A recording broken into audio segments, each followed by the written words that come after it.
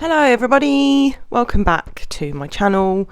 You may have noticed that I haven't uploaded anything else since my initial video, and the reason is because I've got completely in my own head about doing these videos. I did the thing that I said I wasn't going to do, and I thinking, why am I doing this? I'm not smart enough to do this. I don't know what I'm talking about. What if everyone thinks I'm wrong? And the amazing thing about art is that it is completely subjective. And if you think I'm wrong, then that's totally okay. So here I am, doing another video. And I appreciate it is March. It's the 30th of March, so it's April soon. So I have a lot of catching up to do. So I'm just going to try and do some short videos just to see how it goes, and then maybe get into more of a regular video release. So in January I read 6 books in total, kind of a mixture of genres, literary fiction, dystopian, I suppose you could call it sci-fi. But the first one I read was Julia Armfield's Private Rights, which is a family drama centred around 3 sisters who are somewhat estranged, and then they're all brought back together by the death of their father. It's set in a background of environmental collapse.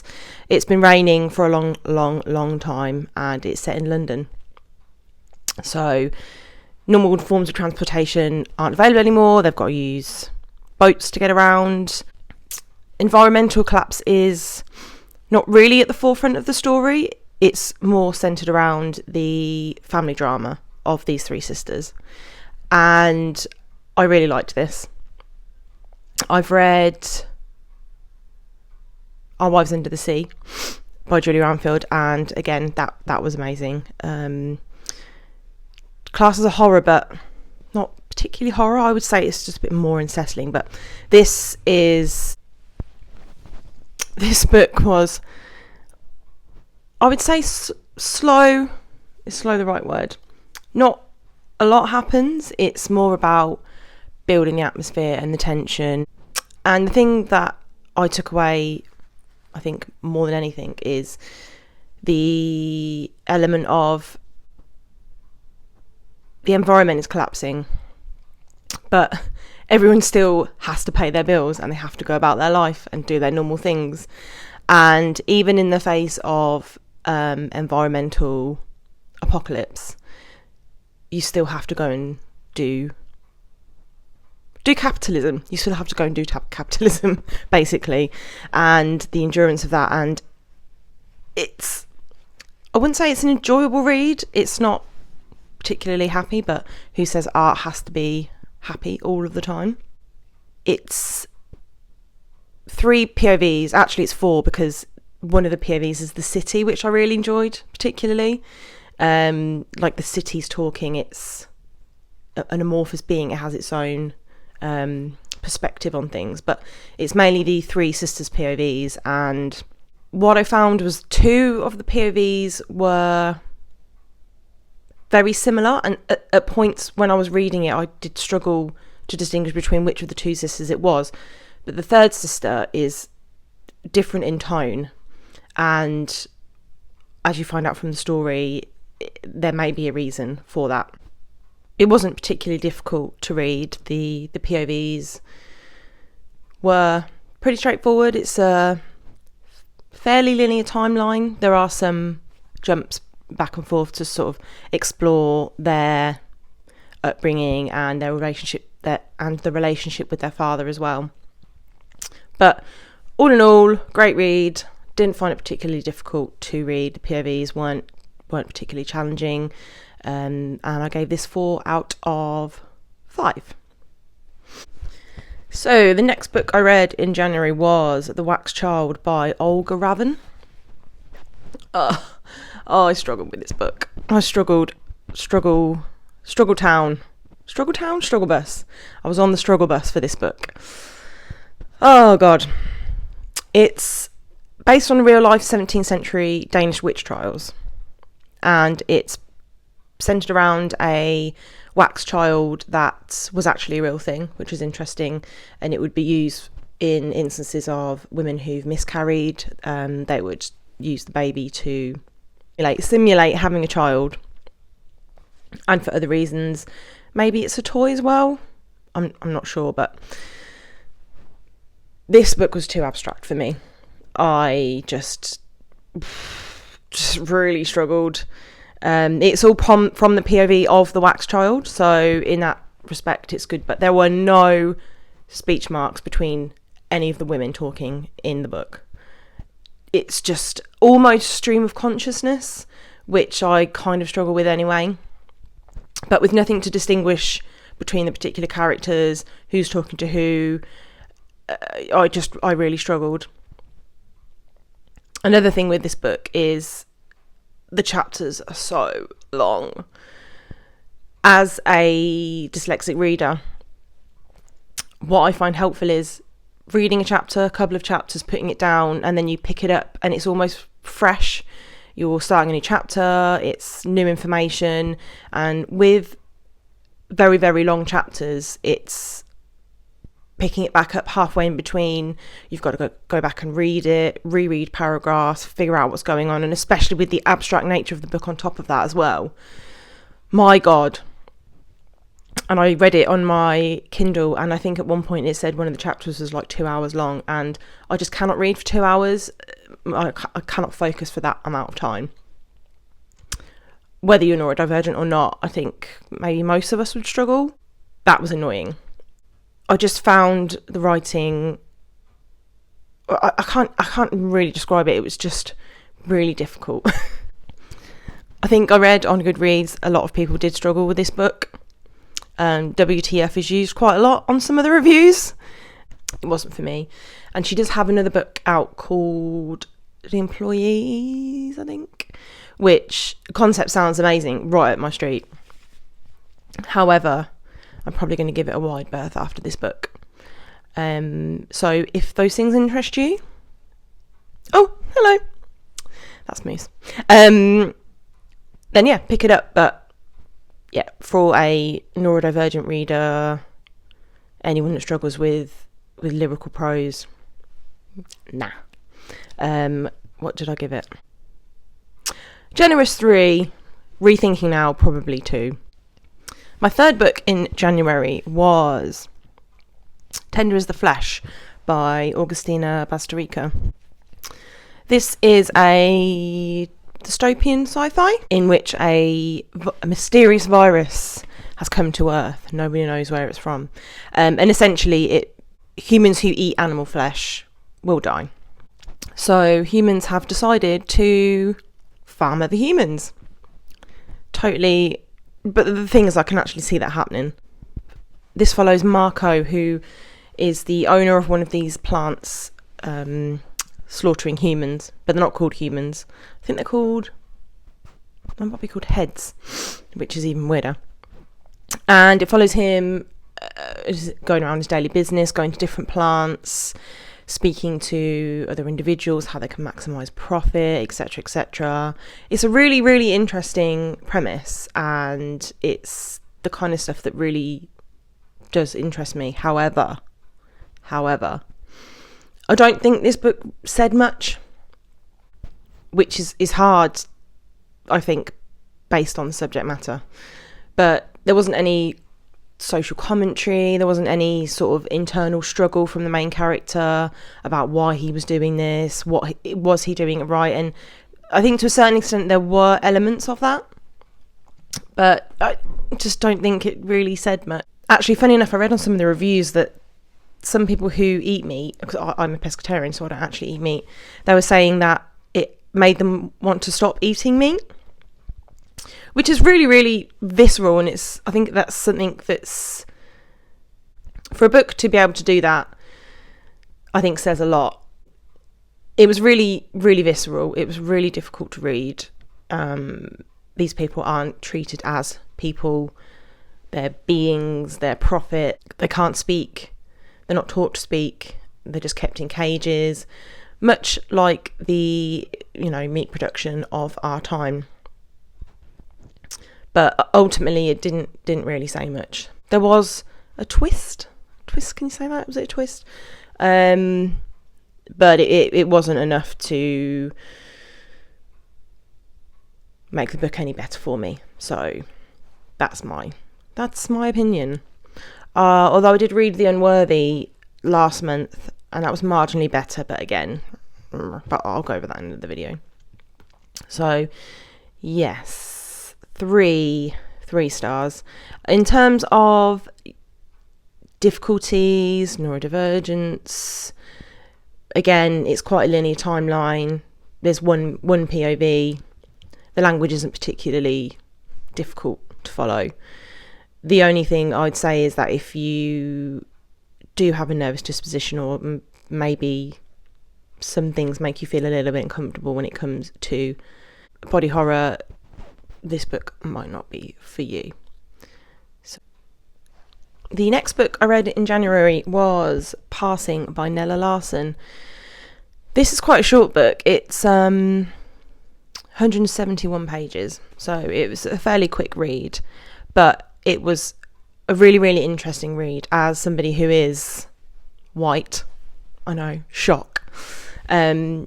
It was interesting to read about the dynamics of individuals. It's set in the 1920s, and it follows two women who grew up together, but their paths diverge as they get older, and then they run back into each other later on in life. And it turns out one of the friends has been passing as, I'm not sure necessarily it's a white person or if it's ambiguous ethnicity, and is actually married to a white man. And the other friend finds this out and has an internal struggle with that. The friend that is passing is trying to reconnect with her past and with her culture and everyone that she used to go to school with. I thought this was a really eye-opening read. I don't think I've read anything like this before. I am aware of the dynamics, but it was just interesting to read from someone else's point of view. It was set in the 1920s as well, so there is the patriarchal struggles as well. But yeah, really well written. There was some really, really lovely quotes in it. I think I'll definitely look at reading her work again. Highly recommended reading. 1, 2, 3, 4, 5. The fifth book that I read in January was Wild Dark Shore by Charlotte McConaughey. McConaughey? We'll go with McConaughey. This is called an eco-thriller, which I hadn't heard of before. But, oh my god. 5-star. Spoiler alert, 5 stars all round. It was just so good. It was my type of writing. It was lyrical, but not in a necessarily pretentious way. Just the way that she evokes the scenery, and let me just tell you actually what it's about first. That will probably help. So basically, it's set on an island in the Antarctic, and there is a family, 1 dad and 3 children. They're on the island, and there's a seed bank on the island, and it's their job to... There was some research going on the island anyway, but it's their job to pack up all the seeds, label them for them to be collected, because the island is basically just sinking into the sea, because of economic collapse as well. Sorry, the sunshine's coming through and it's like blinding me. And then one day a mysterious individual washes up on the shore, and she has memory loss. She washes up nearly dead on the shore, and the family nurse her back to health, and then it comes to light that maybe she has ulterior motives.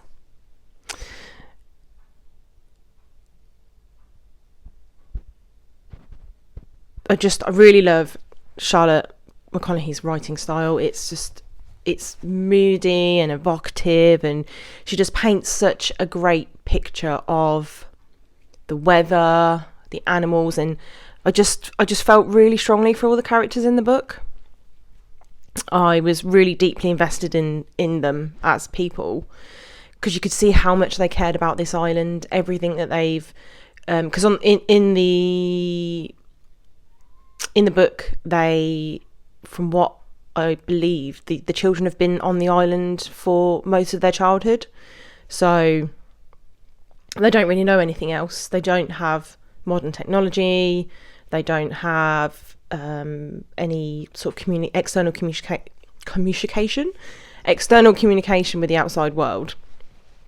So this is their life, and you can really tell, along with that, the thriller side of things. It's just really well written, it's paced really well, and you sort of find out gradually what's happening, why she's there, her connection to everything. And then I did get her other book, Once There Were Wolves, from the library, because I had to read it, and equally as good, but that was last month, so I can go over that in a bit more detail. But yeah, Wild Dark Shore, so good, so good. I didn't find it particularly challenging. It's the exact type of writing style that I like. Obviously it just depends on, what kind of writing style you like, but yeah, really, really good. And the last book I read in January was The Son of Man by John Baptiste Delamo. And I picked this up on recommendation service. Oh, God, it's completely gone out of my head. Dua Lipa's book club, basically, essentially. She did an interview with him, and I just was really interested and intrigued. And so it's a literary fiction about a mother and a son whose father and husband have left, just up and left them. And the book starts out with the father coming back into their lives. They shortly following this go, and I think it's set in France, rural France, but shortly after this they go to his cabin, or his father's cabin, in the mountains, dilapidated, needs a lot of work doing, and it's about generational trauma and how it's passed down from parents to children. It's not really explored why the father went, why the father disappeared. It's just quite clear that he's been absent for a very long time, and the young boy doesn't necessarily recognise him anymore. Another thing that I found was interesting is that you never actually find out any of the characters' names. They're referred to as mother, father, son. What I genuinely liked about this book is that there's an underlying tension in the book. There's never any physical harm to the child, the son, in the book, and I think it would be so easy for shock factor to put that in there, and the way that the author was able to translate and communicate that tension, underlying tension between the son and the father, is really, really well done. And you have the son who is, enjoying being in the wilderness and connecting with the horses in the fields nearby and everything else, and you can see the juxtaposition between the father and the son, and slowly that changes throughout the book. And don't get me wrong, awful things do happen, but I find it really easy. It would have been really easy for him to just go in with the gratuitous violence and everything, but to be able to communicate that in a way without doing that is really good. Again, it was really, really, really well done. So that was a 5-star read as well. So pretty good selection in January. Yes, I have a lot to be getting on with, and I've read 17 books in total this year, so I need to get my arse in gear and actually record some videos for people, because I said I'd do this, and I'm doing it. So I did it. I finally did it. Yay! I've got to edit it first and then release it, but so don't hold your breath. But thank you for watching. I'm going to try and do some other videos for February and March as well, and maybe a little video with some stuff that helps me read and get into a flow, and we'll go from there. But yes, thank you for watching, and I'll see you in my next video.